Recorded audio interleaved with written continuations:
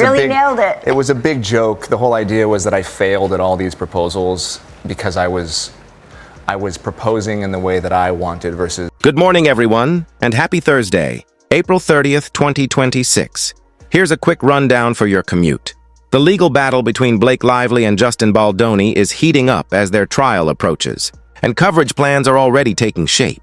The idea is to provide live updates straight from New York City, with daily courthouse check-ins, interviews with people inside, and ongoing discussions and live streams to keep up with every development. For now, though, both sides are still arguing over what claims will actually be allowed in court, with the judge already dismissing 10 out of Lively's 13 original claims. One of the more debated issues centers on Lively seeking damages for lost business opportunities and reputational harm, including a claim tied to a sequel that was never made. Baldoni's side has pushed back strongly, criticizing the idea that she lost $35 million from a project that never materialized and calling the supporting calculations unreliable. Meanwhile, Lively's legal team argues that a sequel had at one point been discussed and that Baldoni himself had even floated the idea of her directing it. That claim ties into an older interview clip that's resurfaced, where Baldoni appeared supportive of Lively stepping into a directing role. At the time, it sounded like encouragement, with him saying that whoever took charge of a potential follow-up would do the story justice, and even suggesting that Lively could be ready for that responsibility. In hindsight, though, some interpret those comments differently, especially given what later came to light about tensions during production, disagreements behind the scenes, and the increasingly strained working relationship between the two.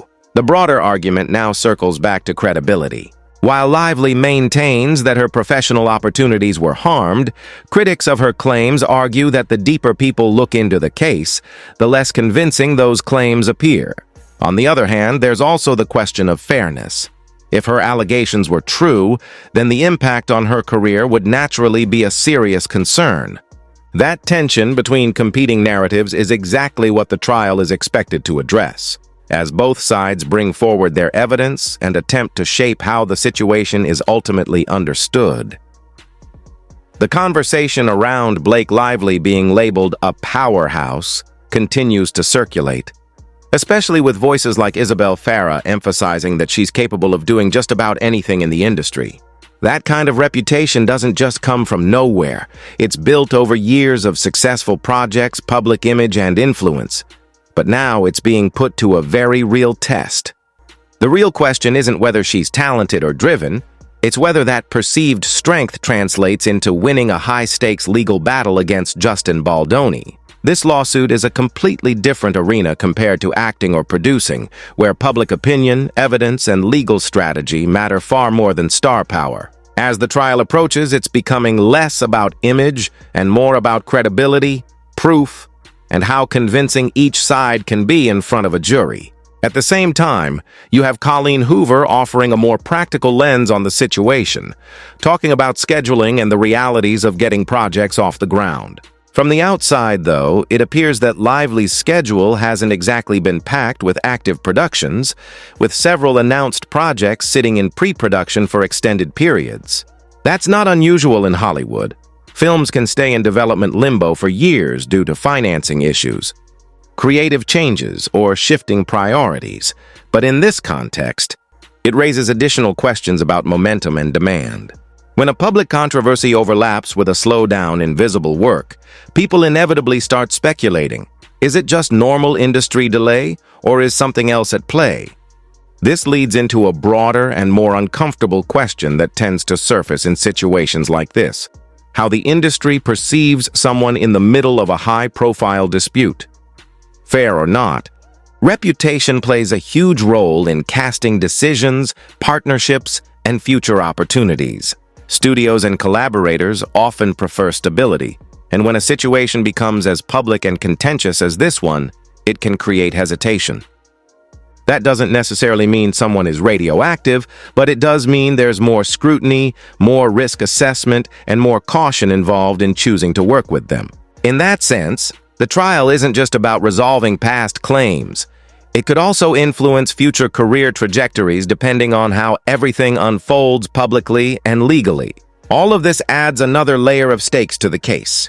Lively isn't just trying to prove her claims in court. She's also navigating how those claims intersect with her professional standing. Meanwhile, Baldoni's defense is positioned to challenge not only the legal arguments, but also the narrative that her career losses are directly tied to him. That clash between personal reputation, legal accountability, and industry perception is what makes this situation so complex. By the time the trial concludes, it likely won't just determine a legal outcome, but also reshape how both individuals are viewed moving forward, especially in an industry where perception can be just as powerful as fact. And we'll be recording everything as it happens, heading down in person, going live from the courthouse, and turning it into full live stream coverage so you're not missing a single development. It should actually be a pretty engaging setup, especially with real-time reactions and on-the-ground updates, so we'll just have to see how it all unfolds once the trial officially gets underway.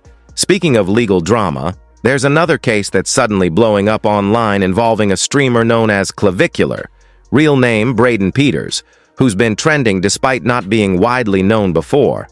He's associated with the whole looks-maxing space, which is basically this growing online trend where people try to optimize their appearance by any means necessary, whether that's grooming, cosmetic procedures, or more extreme measures. Now he's facing a lawsuit from influencer Alexandra Vizalena Mendoza, who alleges that he promised to help boost her career, but instead exploited her. According to the claims, she first met him as a minor, and the lawsuit accuses him of serious misconduct, including inappropriate relations and administering substances without proper context or consent.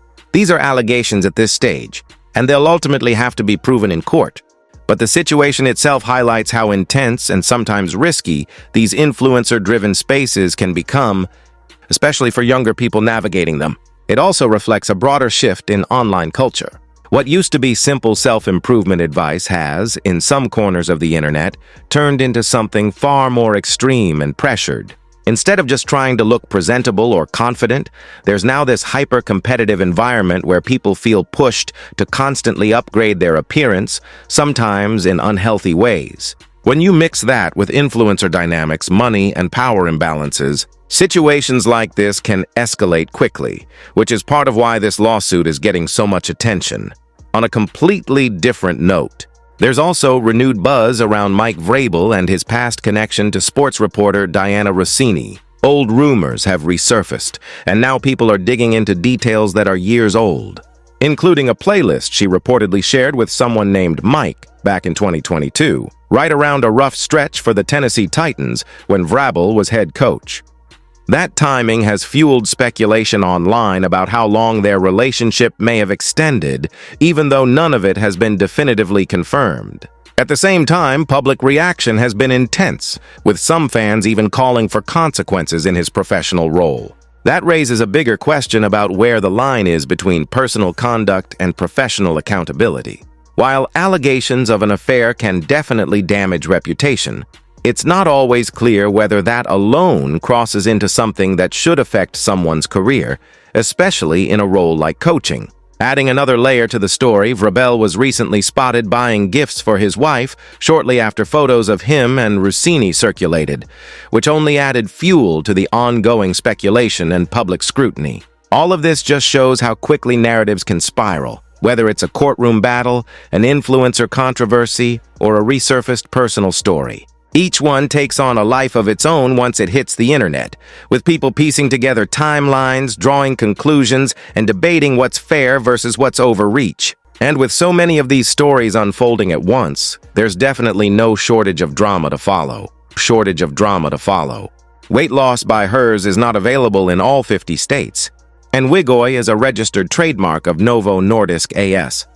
For anyone interested in learning more, including safety details and clinical information, you're directed to their official site for full disclosures and restrictions. Now shifting back into the bigger political and military discussion, there's been growing attention around the ongoing conflict involving Iran. A war, many argue, was not directly voted on or clearly authorized in the way the public was led to expect. The situation has already resulted in reports of American casualties and injuries, and criticism is starting to intensify around how certain military decisions were made. Representative Pat Ryan recently raised serious concerns, claiming that Pete Hegseth allegedly ordered U.S. troops into a location in Kuwait that was under active drone threat warnings and reportedly lacked adequate defensive systems. According to these claims, internal assessments had already flagged the site as highly vulnerable and not suitable for deployment due to aerial attack risks. Yet troops from the 103rd Sustainment Command were still placed there. Ryan pressed the issue directly, asking whether the deployment happened despite those warnings, while Hegseth pushed back, stating that force protection measures were in place and that defensive posture had been prioritized across the theater. However, testimony from service members on the ground paints a more alarming picture. One account described the base as having none when it came to drone defense capability, raising questions about preparedness and risk assessment.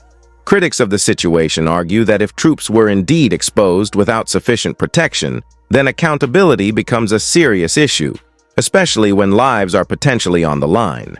Supporters of the administration, on the other hand, insist that military decisions